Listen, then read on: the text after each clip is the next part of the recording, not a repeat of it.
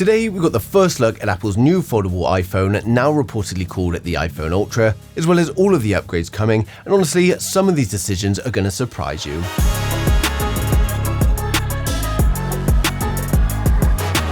So first up, we finally got more information on the colors, and according to the latest reports, Apple is apparently going extremely minimal this time round. So multiple sources now suggest that the iPhone Ultra is going to launch in just two colors, likely a darker graphite or a black finish alongside a silver or white version. And honestly, that makes a lot of sense for Apple's first foldable. It's not going to be a mass market phone, production numbers are expected to be fairly limited, pricing is going to be incredibly high, and Apple probably wants to keep manufacturing as simple as possible while they perfect the hardware.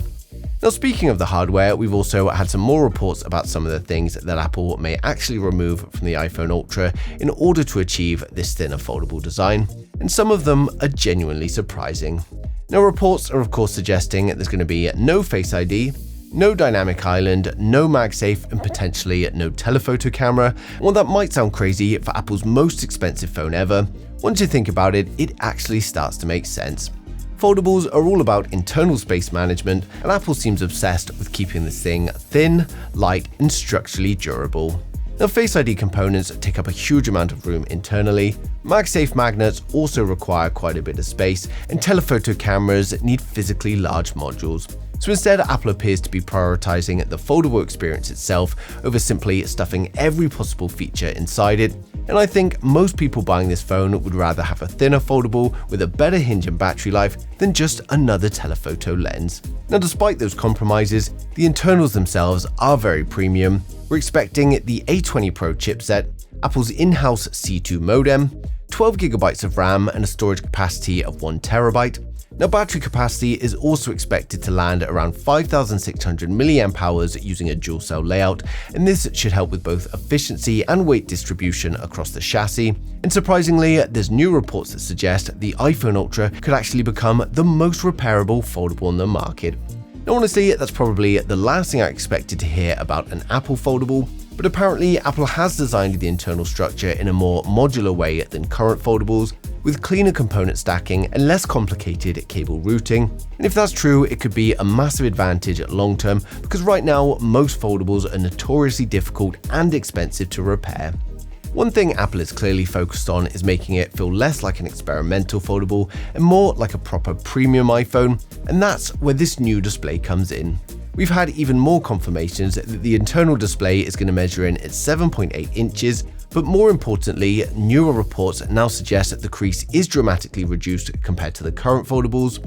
Earlier rumors claimed it would be completely invisible, but more recent reports from Mark Gurman say that's not entirely true, and instead, Apple has apparently reduced it to the point where it becomes difficult to notice in normal use. And to be fair, that's probably the most realistic and smartest approach.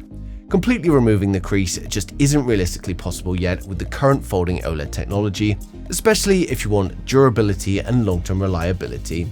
But if Apple can make it subtle enough that you barely see it when using the phone, then that's probably good enough for most people. And apparently Apple spent a huge amount of money trying to achieve exactly that. And of course, despite the display being manufactured by Samsung Displays, reports suggest that the hinge mechanism and display structure are significantly more advanced than in current foldables, with Apple prioritizing rigidity, alignment, and long-term durability over simply making the phone as thin as possible.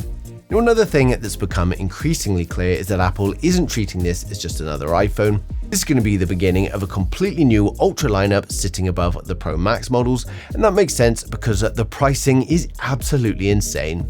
Current estimates suggest that the phone could start from around $2,300 and could climb up close to $3,000 depending on the storage, and this sounds pretty ridiculous, but at the same time, there are millions of iPhone users who have wanted foldables for years without leaving iOS.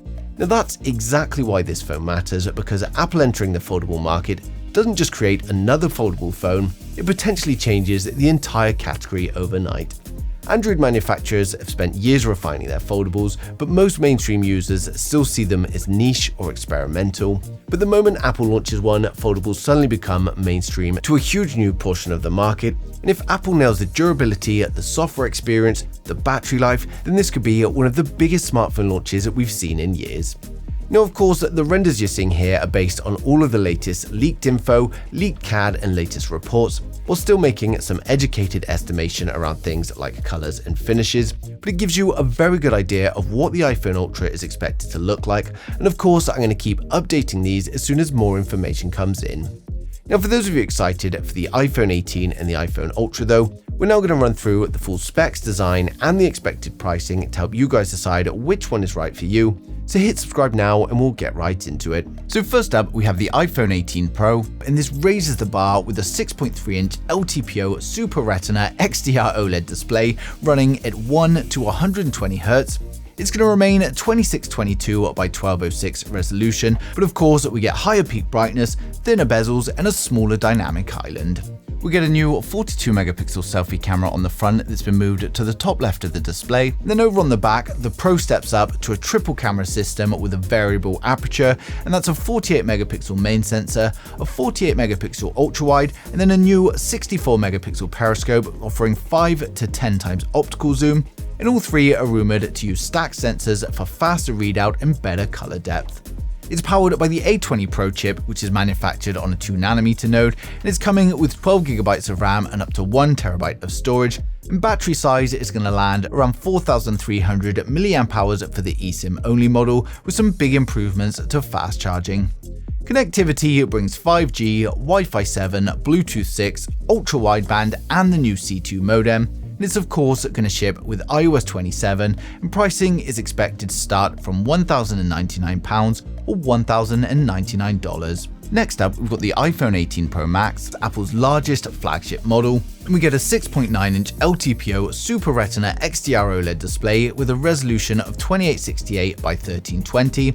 It's still a 120Hz display with a record-breaking peak brightness and a smaller dynamic island. For the front camera, we get the same 42-megapixel camera we have on the Pro, and again it's been moved to the top left. And then over on the rear, we could see a 200-megapixel primary camera, a 48-megapixel ultra-wide, and a 64-megapixel telephoto, of course with larger apertures and improved sensor readouts for even better zoom and night shots. Now it's running the same A20 Pro chip with 12GB of RAM, but this time we get up to 2TB of storage, and it also packs a much larger battery of 5,200 mAh for the eSIM only model, with improvements to wired and wireless charging. We get 5G, Wi-Fi 7, Bluetooth 6, ultra-wideband, and Apple's C2 modem. And of course it's running iOS 27, and it's expected to launch around £1,199, well that's going to be $1,199 in USA, and of course it's launching in September 2026. Finally, we have the Apple iPhone Fold, Apple's most premium iPhone to date. It features a 5.5-inch external display for everyday use, paired with a 7.8-inch internal folding OLED display with a wide tablet-like aspect ratio. Now both displays use punch-hole cameras, with the external camera at the top center of the display and the internal camera in the top left corner. And of course, the standout feature here is that when it's unfolded, the internal display has no visible crease from any angle. Now the device measures at just 9mm thick when it's folded and 4.5mm when unfolded, making it one of the thinnest book-style foldables ever. Now for the selfie camera, it's unknown at the moment, but at least the external punch hole is likely to be an 18-megapixel multi-aspect selfie camera. And then over on the rear, we've got a dual camera setup on a raised camera bar, and current rumors suggest Apple may deliver a 200-megapixel stacked primary camera, and that's going to be paired with a 48-megapixel ultra-wide, and of course it's all alongside Apple's latest AI-powered video features driven by an upgraded neural engine. Now it's going to be powered up by the A20 Pro chip and paired with 12GB of RAM and up to 2TB of storage, and it uses a dual battery system with an estimated combined capacity of around 5,600 mAh, designed to deliver consistent all-day battery life despite the large internal display. Instead of Face ID, Apple has integrated Touch ID into the power button, positioned right above the camera modules, and for connectivity we've got 5G, Wi-Fi 7, Bluetooth 6, and ultra-wideband, and the device runs iOS 27 out of the box. Now the iPhone Fold is expected to launch in black and white color options, with pricing estimated at between $2,000 and $2,500, positioning it firmly as Apple's most expensive and most ambitious iPhone yet. So overall, the iPhone Ultra is looking like a premium foldable for sure, and not an experimental device that we normally see from people's first attempts at foldables. While it's lacking in a few departments, it still boasts some very premium specs, and the fact that it features the A20 Pro and of course an iOS foldable opens up a new portion of the market. And of course, we've still got a little while until the official launch, and of course more and more leaks are going to come in as we approach it, and I'll be sharing them as soon as they do, so make sure you subscribe so you don't miss a thing in the future.